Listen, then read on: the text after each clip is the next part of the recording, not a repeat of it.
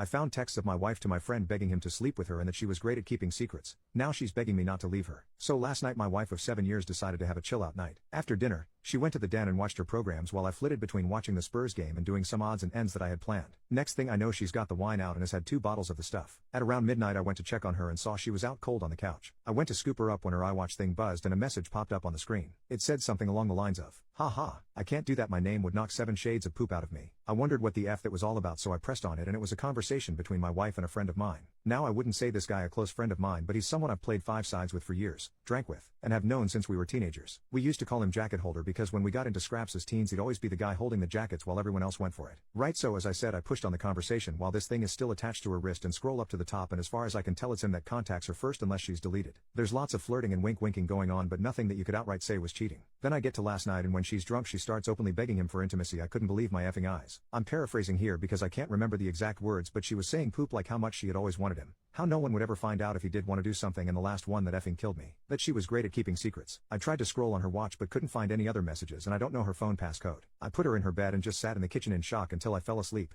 then got up for work about 5:30. When I went to get in my work van I just slunk down on the wheel and realized I couldn't face it, so I went back in the house, grabbed a half-drunk bottle of vodka, filled to the top with Coke, and went on a walk down the railway line. We live beside a lot of woodland and a disused railway line that goes for miles, and I've walked about half the length of it. I'm sitting under a railway bridge like a effing troll right now, just seething at the whole thing. You'd probably think there's a fire going from about a mile away due to the steam coming out of my ears. So what do? I don't want to speak to her. I can't even bear to look at her after reading that poop. It was like a dagger through my heart. I just feel like every morsel of love I had for her has evaporated into thin air after reading her begging like that. Effing yuck. I honestly want to ghost her, man. If I could I would never speak to her again. The whole "I'm great at keeping secrets" was the thing that really got me though. Like, who even are you? It reeks, but it's a case of how far down the rabbit hole do I want to go? I don't care if I'm being honest, I'm just done. I've never felt so betrayed and disgusted in all my life. The thing is, I've invested so much in her, not just as a partner, but as a person. I loved her so much and thought her personality, and by extension my personality, reflected that of good people. To realize she's a backstabbing snake makes me feel like a snake. I feel like a worse person than I was yesterday. The only way I can describe it is for someone you looked up to, took advice and life lessons from, to suddenly find out they were a pedo or a rapist or just a downright creep. Your entire perception of yourself and who you are would be shattered, because you've took on board what they've said and invested time into a creep. God, I'm rambling nonsense, I apologize. I'm lucky in that our house is owned by my parents, who 6 years ago moved to a retirement village, and we moved in.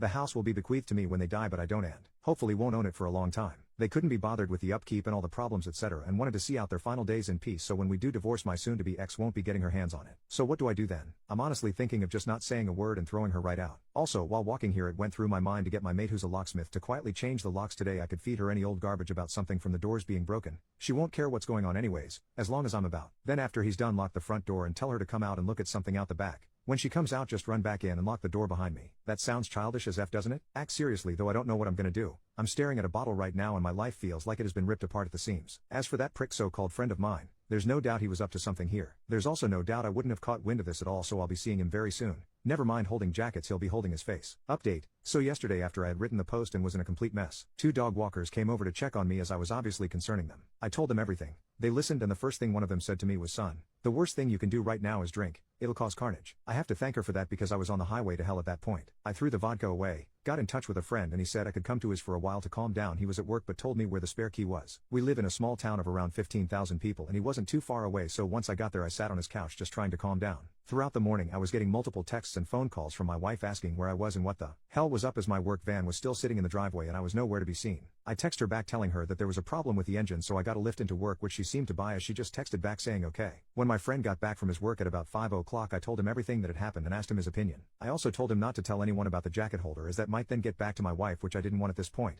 I would deal with him later. By that I mean I'll expose what a little rat he is. Knocking F out of him doesn't help me at all as of now. As an aside to the people saying he did nothing wrong, he messaged my wife first. He was being extremely flirty. What the F is he even playing at messaging my wife for in the first place? He only knows her in passing, from afar. Look, I've got no problem with 2 adults conversing with each other, but they hardly knew each other and it was flirty from the start as far as I could tell. I think they've seen each other while out and about and it's gotten flirty then. So my friend convinced me to try and keep a low profile and see what I could dig up, but at the same time speak to a lawyer and get the ball rolling in terms of finding out my options, which I have done today. He took me home at about 6 o'clock and I was honestly dead on my feet by that point. I think the adrenaline pumping the entire day and then suddenly stopping knocks it right out of you, so I was extremely tired when I got home. The second I walked through the door I knew something was up, as my wife was on me right away asking me all sorts of questions about work. I asked her why does she even care? She said that I'd left my big flask and my lunch bag in the front passenger side seat and something's been up today. She could feel it. I was about to lie, but I was just too tired. I couldn't be bothered putting any sort of charade up, so I just said, yeah, there is something up. That when I was putting her drunk arse to bed last night, a message came up on her iWatch, which I read, and all the other ones, and that she was a effing disgusting cheat that I wanted nothing more to do with. Her demeanor went from an arms-crossed person in power to a scared little girl within about a second. Good at keeping secrets, eh?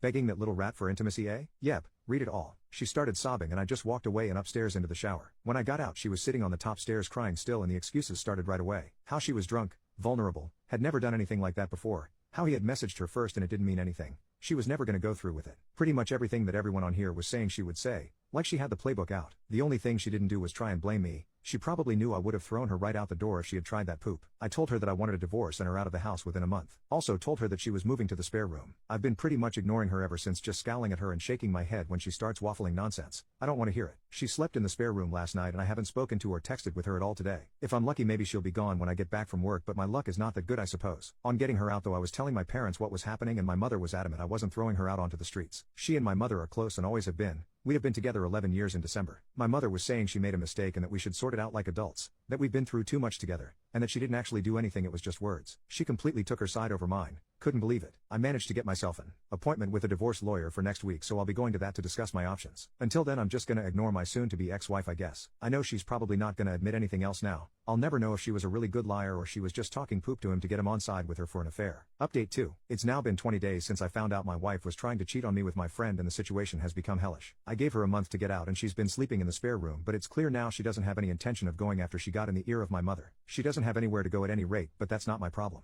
I've seen my divorce lawyer multiple times, and am now in the process of drawing up a divorce petition and having my wife serve divorce papers. I've also opened my own bank account and taken 50% of the balance from our shared account. The atmosphere around the house has been weird to say the least. The living room has turned into a no man's land that no one frequents as we both spend the majority of our time in our rooms. I've also intentionally been working late a lot so I don't have to interact with her much. I had been completely ignoring her, but after reading about the 180, have started implementing that and been civil if a little cold towards her. I'm so glad I did this as I was beginning to feel like a monster refusing to acknowledge her existence. It was not the right way to behave and I ended up feeling like the one who had wronged her, rather than the other way about. The only time I broke from the 180 was when I walked into the bathroom last week and she was sitting on the floor by the bath crying. I helped her up and instinctively gave her a hug, though it was more of a there type hug than one with much love attached to it. The sad thing is that I'm so suspicious of her now that I wouldn't put it past her to be waiting on me coming in so she could put on a performance. The thing is that probably isn't even true, but this is the sort of poop that's going through my head in this environment. It's just toxic. She's been crowing about how she'll do anything and everything to save this marriage. Anything to prove to me that it was just a silly mistake, so I brought up a lie detector test. I don't plan on ever getting one done.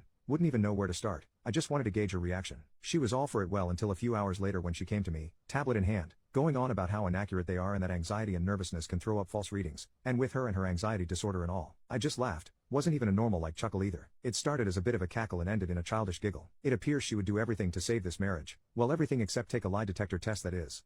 It doesn't even matter anyway. I meant what I said in my op. Every morsel of love I had for her dissipated into the atmosphere after I read her say those horrible things. I don't see her as my true love anymore, the person I could tell anything to and would trust with my life. I just see trash. Trash that needs taken out before it stinks the place up. Jacket holder has been the talk of the town since I exposed him to our friend group a few weeks back. It's safe to say he has no friends left among us, and has been completely ostracized. I tried phoning him a few times but he refused to answer, then blocked my number. F that little rat, I hope it was worth it. I've spoken to my mother multiple times about this and during a heated argument asked her why she was taking my wife's side. Like, was there something she wasn't telling me here? What was she expecting? Us to live like roommates? Go on like nothing happened? It's ridiculous. She said she has always seen my wife as the daughter she never had but always wanted. My mother had a stillborn daughter before I was born and it has haunted her. So she latched onto my wife and has done since we got together. As I said previously, they have a close bond. The fact my wife doesn't have any family and only a few friends who have their own busy lives and families means if I threw her out she would be all alone, and my mom thinks that's unacceptable, especially during a pandemic. She tried to get me to come to a compromise, saying that in 3 or 4 months we can look at it again and see where we are mentally, and is pushing me to try couples counseling before I throw in the towel. I'm not doing that. The thought of being in the same house as my wife over Christmas makes me feel ill. She'll want to do it right as she does every year and it will be a complete poop show. My dad, God love him, has never been much of a talker. Never up nor down, just always there. He's a quiet, proud but timid man, and my mother's word has always been the one that matters in our house. People on here have been telling me that I'm selfish and spoiled because it's not my house and I have no right to make demands, but it's now a case of my wife or me for my parents. If worse comes to worse, then I'm ready to walk out the door and never come back. F this house. I have to be able to look at myself in the mirror with some semblance of self-respect, and someone has to keep their word in this debacle. If I do leave,